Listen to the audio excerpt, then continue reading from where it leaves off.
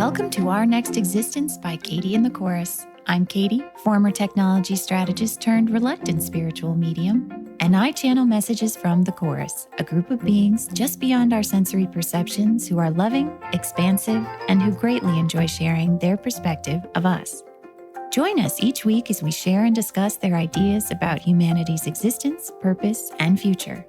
Concepts you can draw from to accelerate your path, expand your perceptions, and ultimately step into the flow of the universe and your life.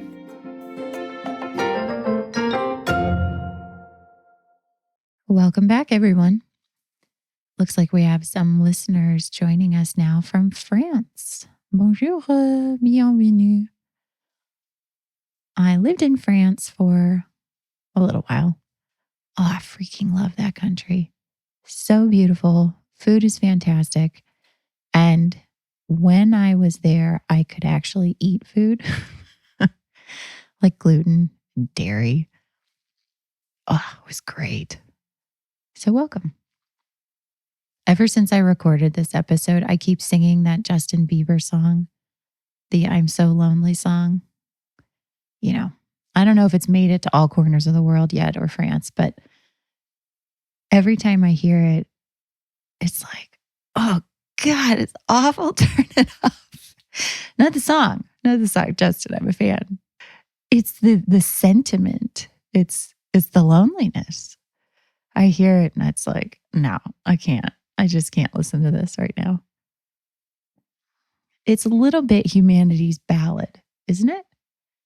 Here we are, standing on our rock in the middle of the black darkness of space, singing how lonely we are, how lonely and separate we feel from each other. The chorus has something to say about that today, and I think you'll really enjoy it. In the first part of the episode, you'll hear directly from the chorus themselves, and then afterward, we will discuss. So, enjoy the party with our friends, the chorus.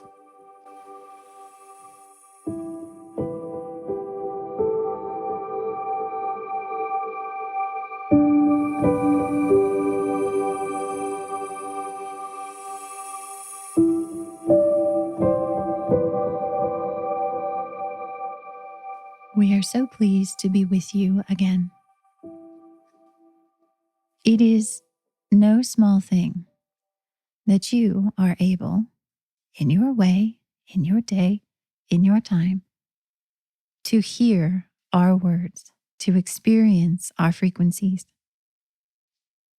We exist in such a very different place than you all do in your five senses environment on what you call your planet Earth. We have learned so much from being able to watch, to experience, to observe, to participate in your existence here, as well as your awakening. It is a great honor to us to be part of this experience, to have been chosen, you might say, energetically, to assist you, to walk beside you on your paths.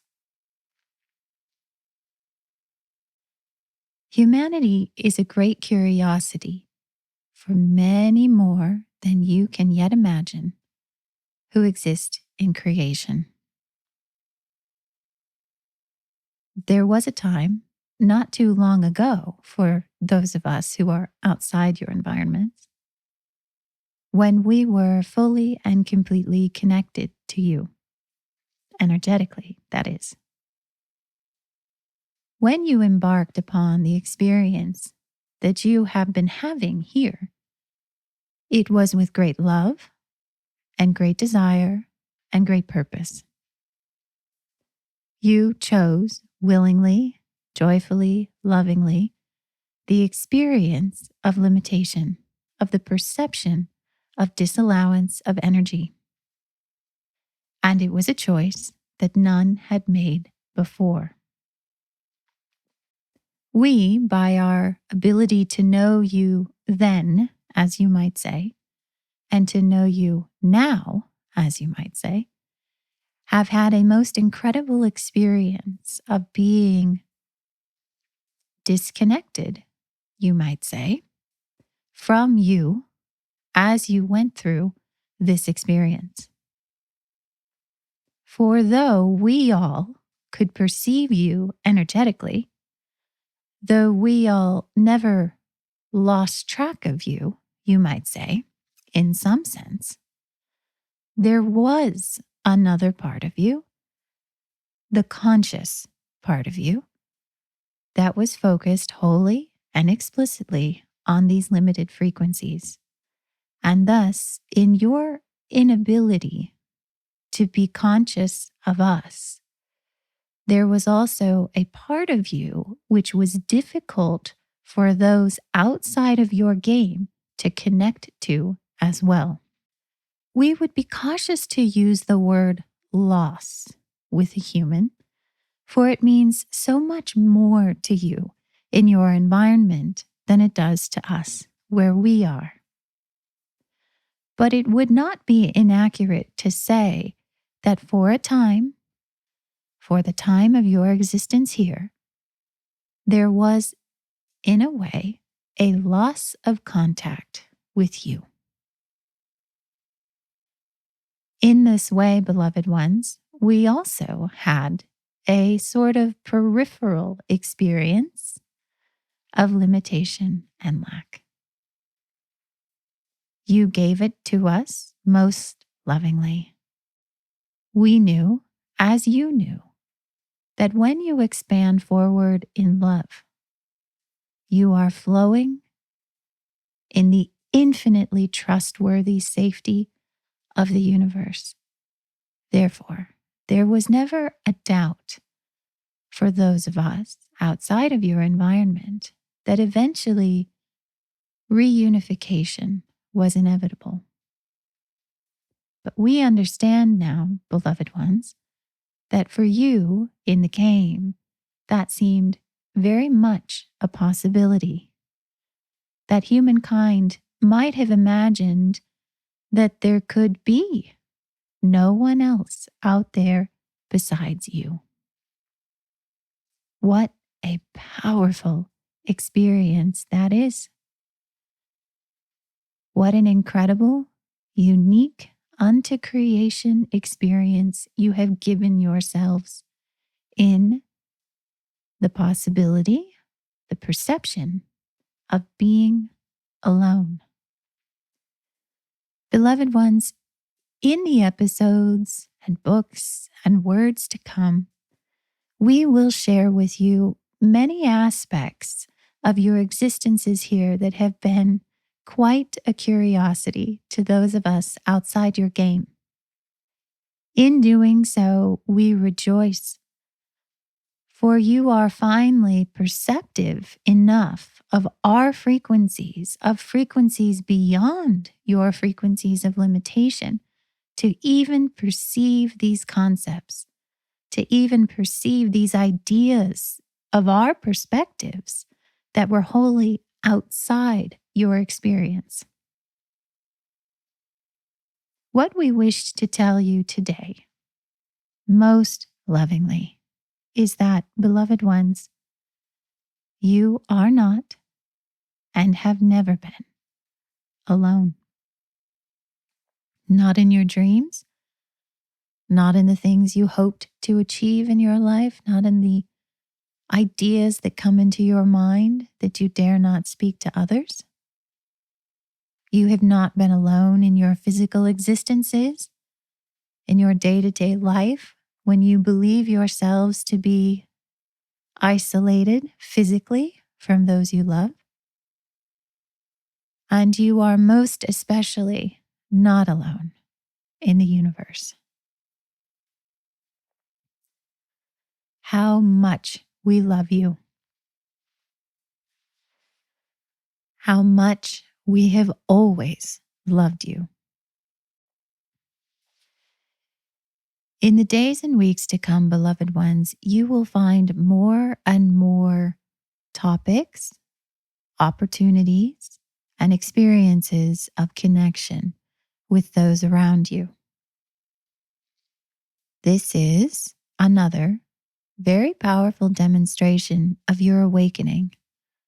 That is, you are leaving behind your ideas, your beliefs that in millennia past had given you the experience of difference and isolation and loneliness. As this illusion dissipates, what you will find are joyful, loving connections with those around you in more and more expansive ways. You are not as different from each other as you might think. As humanity awakens to its broader commonalities, you open the door for connections to other beings who you might have previously found very different from you as well. Beloved ones, we are beyond words in how we feel being here with you all.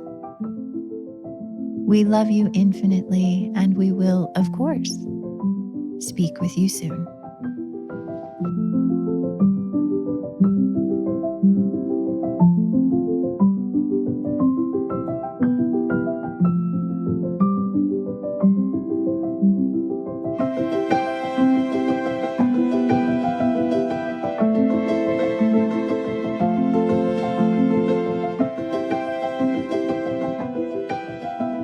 Ooh, that was a doozy.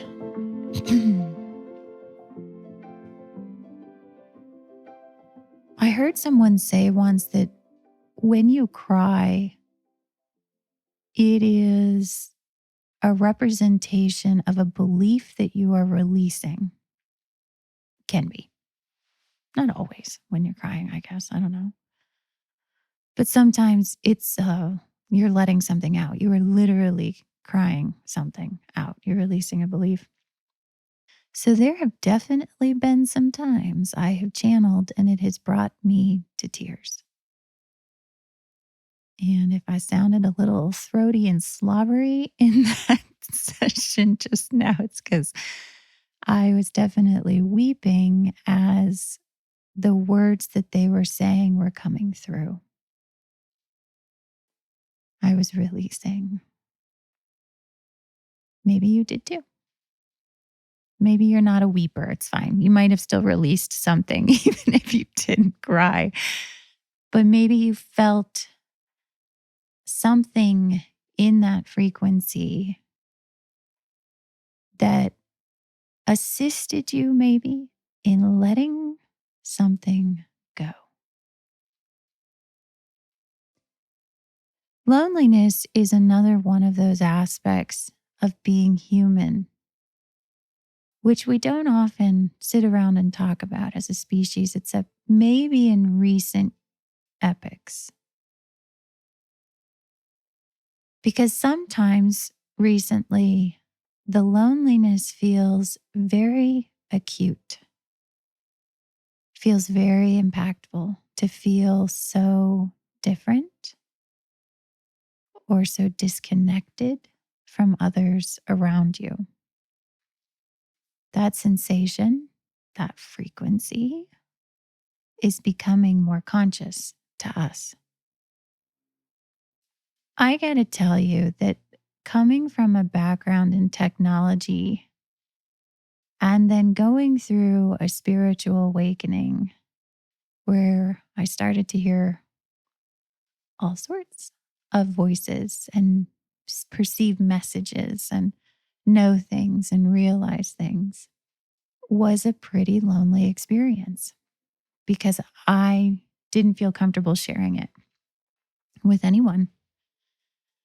Not only was I sick and going through a mysterious illness, which nobody could diagnose, and most people said was in my head, but then desperate for answers, I opened up to things that I normally would not have. And to my surprise, there were things on the other side of that opening. a feisty, teasing, and infinitely loving group of beings, to be exact. I remember going into meetings at the office. By this point in time, I was channeling every which way that I could just to see if I could do it. So I used to channel on the drive to work to see if I could drive and navigate traffic while also channeling. It got to the point where on most mornings, it, it was as normal as pouring a cup of coffee, get in the car, start channeling. And so I would have these most amazing conversations on the way to work where I was growing in my understanding of things, but also in just my ability to perceive things about myself and about people around me and things I was going through. And then I'd pull into the parking lot, say thanks and see you later to the chorus, grab my laptop bag and walk into the office, and then spend the next several hours having a completely human experience. And I know you're going to say, well, why didn't you channel while you were at work? Seems like a pretty good tool to have in your back pocket. And do you know, it never occurred to me until close to the very end. The chorus was never a place that I went to for specific to dos or answers. As I always joke, the chorus does not give out lottery numbers.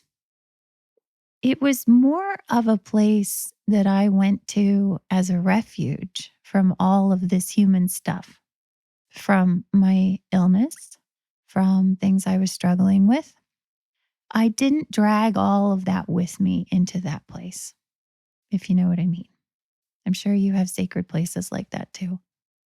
And so I would bring questions sometimes, but they weren't about, should I go see that doctor or shouldn't I? It was more about why do humans get sick? It was questions about the things that I was experiencing over there, not the things themselves. So standing in those meetings, I was aware of this dual life that I was living. And I oftentimes felt like an imposter in both directions. So I would be in a meeting about a piece of technology, a satellite, an analysis, some data, you name it. And some of my colleagues, who were all loving and phenomenal people, would crack a joke about, it's not like some crystal shop down in Boulder. They would allude somehow in some sort of condescending way to spirituality and new age and things like that. And I would freeze up. It was such an instinctual reaction. I would sort of suck in a breath and look down like, oh my God, they're going to know that's me. Now, I don't own any crystals. I don't know that I've ever even been to a crystal shop in Boulder. But the connection was there in the sense that those people believed things that, because of my own experiences, I was starting to believe too. And then I would have an imposter syndrome on the reverse. I can remember times where I was sitting around with friends and they would be sharing something amazing that they were going through in their lives, that they were coming to a perspective on, reaching for an understanding of what this was trying to teach them. And I realized that in their perception, I was a technologist and pragmatic and very caring and sometimes had good things to say, but I wasn't at all tied into that side of the world. And so I felt a different type of imposter syndrome. I would feel a sadness that I had so much to say and so much to share with them. But if I did, how would I explain all of the experiences that I had and all of the things that I was going through that I, quite frankly, was still terrified of myself. I asked the chorus about this sort of thing multiple times. And one of the things that they pointed out to me early on was that there is no such thing as separation, as loneliness. You have to create it. You put things in the way of your relationships with others. Beliefs create distance between you and other people and other beings. This made sense to me on some level, but on another level, I thought, I don't understand what I'm putting in between me and the other people. I think this is one of the more powerful aspects of what the chorus had to say today. That from their vantage point and from their experience of creation, there is no such thing as loneliness, that all things are infinitely connected, infinitely reachable, infinitely knowable. But that in our choice to exist here, we gave ourselves the experience of a perception of being disconnected and isolated and lonely. And that by way of observing us or remaining connected to us through this experience, they also had an experience of disconnection. But I think they meant it in more ways than just the beings who are outside of our game looking in at us, being disconnected from them, but that also we give ourselves the experience of loneliness and separation from each other. The more beliefs I have that you and I are different, the more my ability to connect to you and others is diminished. Because I have beliefs that it is difficult or perhaps impossible to connect to someone who is different than I am. Now, if you look at this from the perspective of the chorus, who live in an environment of infinite variety, how often do you think they come into contact with things that are different than they are? All the time. So, isn't it pretty incredible that we have been able to give ourselves such a complete and thorough experience of loneliness and of disconnection by believing that anything that is slightly different than we are or more that we cannot connect to, do not understand, or even better, fear. We've waged a lot of wars on the shit that we're afraid of. And I don't just mean other people. I mean the stuff inside of us. The things that we are afraid to acknowledge, wanting, or thinking, or feeling, or being.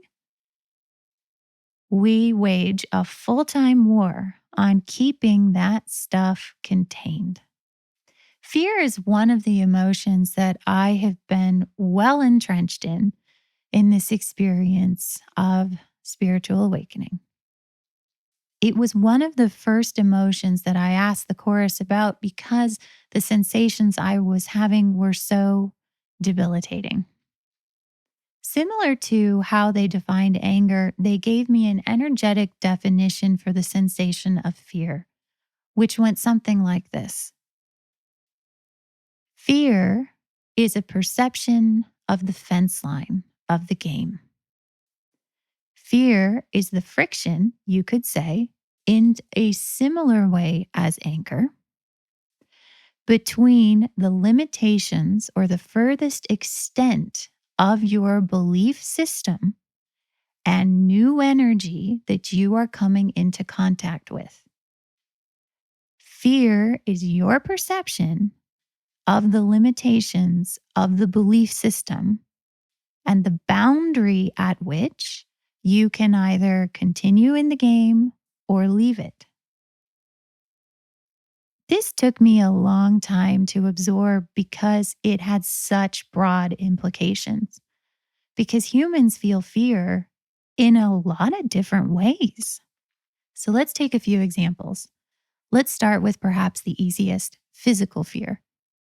There is a sensation of fear that a human gets when they perceive themselves to be in the way of bodily harm or life-threatening types of situations.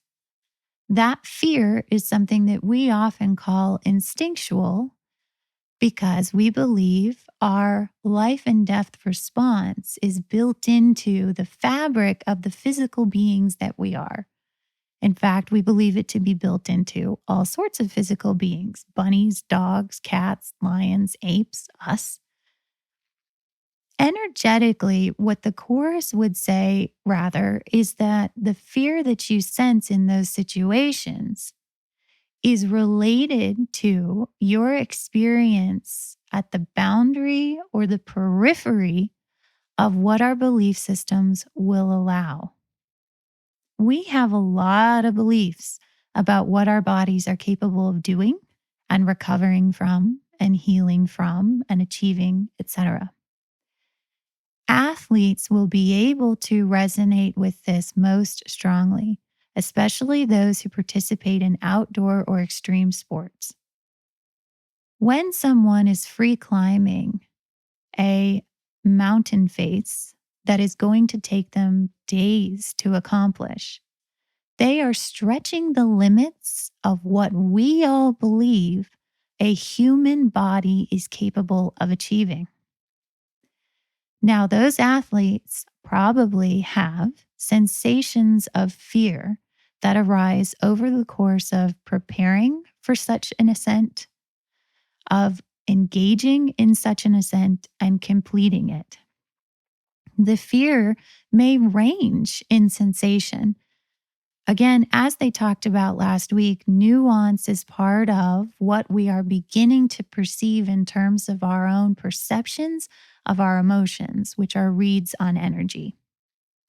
And so it's less about whether or not that fear made them, buckle at the knees and crumple to the ground, or it just was a low grade agitation that woke them up in the middle of the night or some other thing. It's less about the form that it takes, and it's more about they experience it as they push the limits on what their bodies are capable of doing, which inherently pushes the limits on what all of us believe is possible. Let's take an example that's closer to my own experience, which is pushing the limits on what we believe to be real. Humans have, again, a lot of beliefs about what is real and what's not, what's possible and what's not. And that, much like the limiting beliefs that we have about our physical bodies, keeps us in the experience of limitation here in the game. As we've spoken about before, you kind of can't have an experience of limitation while watching someone fly through the sky, never need to eat food, never need to sleep, and never age. Experiencing that kind of manifestation would disrupt your connection to your own beliefs and limitation. And you would say, wait a second, how come I'm not flying and that guy is? So similarly, in terms of allowing ourselves to experience things beyond our sensory perceptions, we have been very averse to those experiences. We have dismissed them. We have condemned them. We have, in a sense, attacked all sorts of experiences that others have claimed to have had, but are impossible to replicate or impossible to observe with the five senses. This is a perfect mechanism of maintaining the boundaries of the game.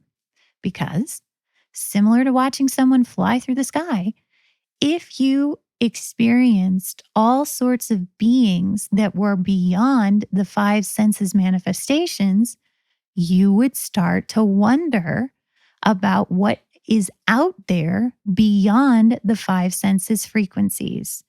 And your focus, your engagement in the game would be broadened. Therefore, your limitation would be lessened. You can probably look at experiences of fear in your own life and see how, when you walked up to the thing that made you afraid, there were a lot of beliefs getting activated that were telling you to turn back from the experience. Performance artists will understand this as the sensation of stage fright. So you're standing on the side of the stage, you're about to go on stage, and you have a sensation of fear, which would say, turn around and run. Run away from the stage, run away from the audience. This is terrifying. It could be terrible. We don't know what's going to happen. Go. Now, what a human in this day and age will say is, but wait a second, I know that good things can happen when I push through the fear. Yes, there are a lot of inspirational quotes out there too about, confront the thing that fears you, or what would you do if you could not fail? These are all quotes about our experience of fear at the boundaries of the game. In millennia past, we did not have this concept about what was possible on the other side of our fear because we were more fully engrossed in the experience of the game. And thus, anytime we walked up to the boundary of our own beliefs and felt that sensation of fear, without even contemplating it, we did turn away from the fence line and plunge ourselves back into the depths of our limiting beliefs. You may have people in your life actually who do this still, that they continually come up to something that causes them fear. And rather than contemplating it or talking about it or even pushing themselves to move through it, they turn around and walk away from it again and again and again and again. Maybe they are afraid to leave a relationship. And you've watched them in this relationship for years. They seem wholly miserable in this relationship. They know that they're miserable in this relationship. And yet, for some reason, they just can't muster the nerve to just leave the relationship. And this is where I would point out, not their fault. As a human, in the experience of limitation, we have the choice of being connected to a great many beliefs that cause us to turn away from the fence line, to turn away from the thing that scares us, and go back into other versions and forms of limitation. And while it may look like to us as outside observers that relationship has been the same damn thing this whole time, and why can't that person just leave it? In actuality, all things are constantly being created. And so what may look like a singular relationship is actually a series of a variety of different experiences of limitation. Said another way, that person's not yet done accomplishing and learning what they came here to do and are doing by way of a manifestation that looks to us like an endless toxic relationship. So I asked the chorus one time, I said, okay, if fear is the perception of sort of the boundaries of the game, the boundaries of our limited beliefs, why does it feel so shitty if all of us are expanding?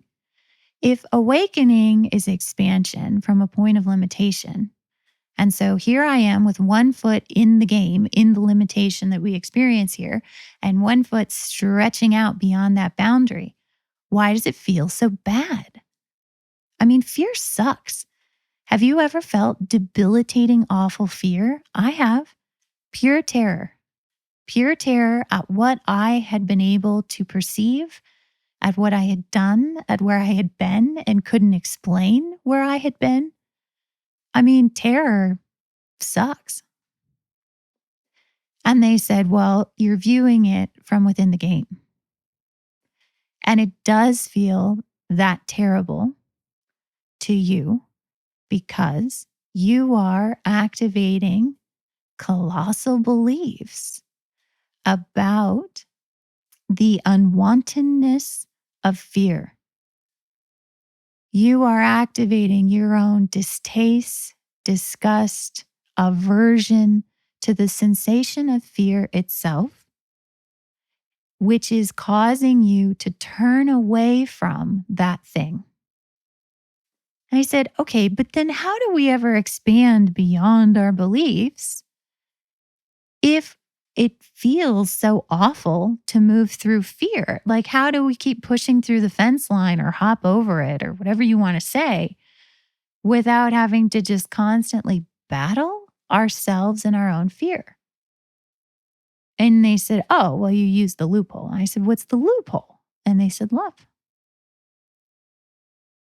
Now, if you have tuned into a few of the podcasts before this week, you know that we've spent a little bit of time on the sensation of love. Now, we call love a thing, an emotion, and a positive emotion. The chorus calls it an energetic read, basically. It's our perception of energy. And the energy that we are perceiving, that we call love, is allowance, an unconditional allowing of whatever it is in our perception about ourselves, about our jobs, about our relationships. When we love, according to them, and it's different than finding something that's pleasing, when we love, that energetic sensation is an unconditional allowance. And in that moment, what we are achieving is a cessation of participation in the belief systems of this game. And so we lift up, we lighten, we step back into flow, because all of these beliefs are what are required to keep us constantly limiting ourselves. Otherwise, we would sort of just bloop, bob back up to the surface, back into infinite flowing energy.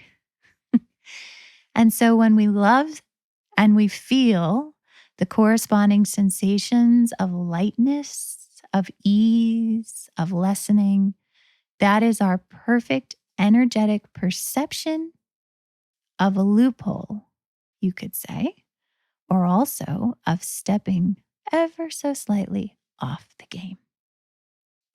And so they said, sure, you could push through the boundary. You could do that from the conscious perspective inside the game. So here I am as a game piece in the game board, and there's the wall, there's the boundary, and watch this. I'm going to train, I'm going to practice, I'm going to force myself onto that stage. I'm going to do the thing that scares me. And you blast right through the wall. And you do it. And that's the perspective from coming from the game, working your way out. Now, alternately, you could shift perspectives and you could say, oh, well, I want to do this from the perspective of my more expansive self. And then the more expansive self says, isn't this game amazing? Isn't this perfect? Can you believe what we constructed? This is incredible. Nowhere else in creation can you experience limitation like this. Amazing.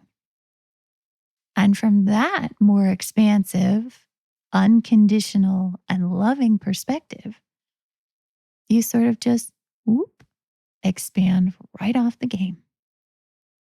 It's really up to you. You can do either one. And I would say that most of us are going to continue to try out both for quite some time. We're not done confronting our fear, and we're just getting started loving all the things that we're afraid of. And so, going back to that example of your friend in the endless relationship, have you ever, and this is rare today for humans, but it won't be rare for forever, have you ever watched someone leave a relationship intact? Meaning they are intact, the other person is intact, that they somehow come to a realization separately and also jointly that they're both moving on. Doesn't happen often, but it can.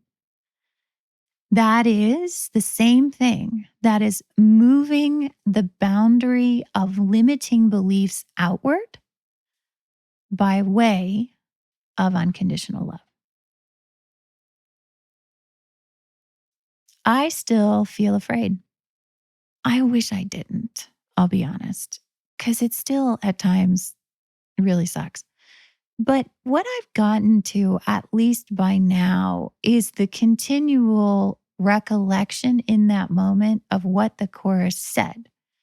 And so, though I'm still very much in my game piece perspective and not enjoying the sensations of fear, I can also understand that it's me standing at the fence line. And so I feel both. I'm sort of at the moment trapped on the fence line. I'm not trapped. I mean, come on. But the analogy works. I'm just constantly standing on the fence and looking down at this immense wall and feeling both. I feel the fear from within the game that's like, put this down and walk away. We're going to go do something else, not this. Get off the wall, get off the wall, get off the wall.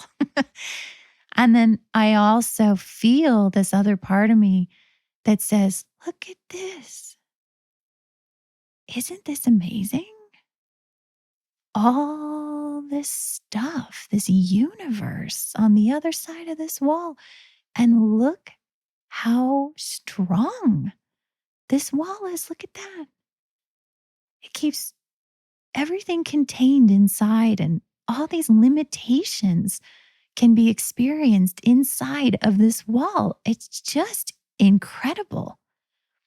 And it's like, I'm so amazed. I can't leave it. I just keep looking at the wall. They told me once that there are important things that happen at the fence line,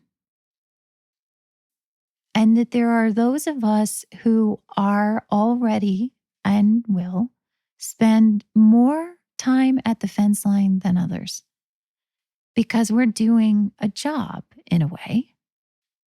We are connecting the energies from beyond the game up to the wall and to little doorways, little exit ramps, little ladders here and there and all over the place that others, when it's time and should they wish it, can access.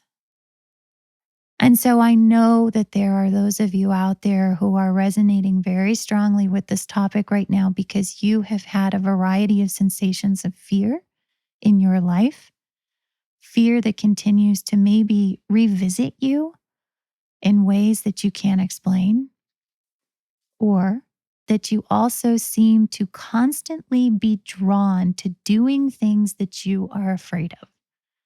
You just can't help it.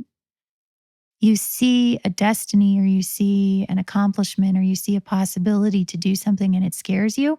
And you say, oh, well, then I'm moving in that direction. Or it may not even be a conscious choice. You may just continually finding yourself moving in that direction. Like you never planned to summit El Cap, but gosh, it just felt like you needed to. And so where other people would say, why do you do that? That sounds terrifying. You say, I don't know. I'm just drawn to it. This is, again, another aspect of speaking to the chorus over the years that has really had an impact on me, of realizing how special and how telling even the slightest inclinations that you have are about who you are, down to the snacks that you prefer. I'm not kidding. When you have a slight inclination to do something, we have so many beliefs that dismiss it. But those inclinations are all versions of inspirations, as we talked about 2 or 3 weeks ago, as desires, as we spoke about last week. They are all energized moments of experiencing your own flow. And so when you're not even consciously thinking about it and you somehow just find yourself on the internet researching that place that you're afraid to go and yet you have always wanted to go, and here you are now researching it, right? Seems like such a slight inclination. Seems like such a small thing. I'm just Googling something. I'm just on the internet. When from the chorus's perspective, that is an incredible perception of the expansiveness of your being reaching you all the way down into the game and the depths of our limiting belief systems. That you didn't just say, nope, I got to do this. I got to do this. I got to do this. I got to do this. I got to go to bed. Wake up. Got to do this. Got to do this. Right? You have stretched outside of the automatic responsiveness that the belief systems drive of our experience here to sort of wander off the path into Google, wander off the path into preparing for a performance that terrifies you, or, as was in my case, inevitably wandering into a quiet part of the house and returning again and again and again to these beings and this experience, which terrified me, but also felt like everything I was ever meant to do, and also like the most loving and perfect place I was ever meant to be in. We're at a point in our time right now where spiritual awakening can be scary because now you know. When you are having expansive experiences in your life, you are most likely standing at the fence line of your own limiting beliefs. Will it feel scary for forever? Nope. Does it have to feel scary right now? Nope. Will it still sometimes feel scary as you build the ladders over the fence line from both inside the game and outside of the game? Yes. But the more you bring to consciousness the fact that this is what you're doing, the more you move ever so slightly out of the pure feeling of fear up a level to, oh, wow, I see it. I see what I'm feeling right now. And then you move up a level and go, oh, here it comes. Here comes the fence line. Yep. Now I'm here. And then up a level to, wow, would you look at this fence line? I can see the whole freaking thing from here. It's incredible. As you sort of expand in your perspective by bringing the light of your consciousness to this boundary, to this essential experience of the game, you will begin to perceive it in more and different ways, and the sensations of fear will change. And if you are still feeling fear and not too thrilled about it, I commiserate. And I think that's the next most important thing that the chorus said today, which is, you are not alone. You have never been alone. Our perception of loneliness was an experience that we gave to ourselves by way of the beliefs that we hold here. And so, if you look around at the fence line you'll see that there's a lot of us there. And we've been so enmeshed in our experience of the game and the path that we took to the fence line that we're just starting to awaken to the fact that there are many of us standing side by side at that periphery. And, but a hair's breadth away, are all the other beings who have lovingly watched us, waited for us, however you want to put it, while we were here. And they saw the whole thing. They experienced it all with us. They understand us sometimes more consciously than we understand ourselves. And I do believe that that's where we're headed, that we will move out of the experience of a singular sensation of fear that isolates us in our experience from others, and rather that we will discover how unifying fear can be, how much in common we have with so many others who are perceiving fear right now as well. And in that realization, the sensation of fear that is lonely or isolating or something to overcome transforms itself into love.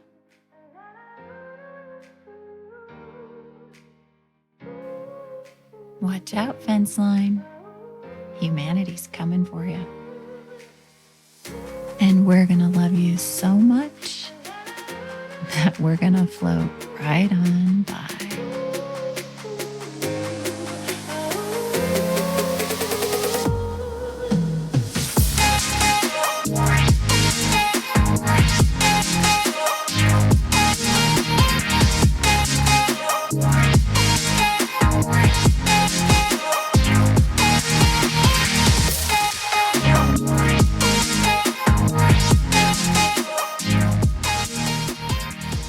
Thanks so much for listening. We hope you found these messages to be helpful. May they accelerate you on your path wherever you'd like it to go. For more information, check out our website at katieandthechorus.com. There you will find show quotes, episode transcripts, details on our book, The Book of Human Awakening, as well as our newsletter sign up. Visit katieandthechorus.com. Thanks again. See you next time.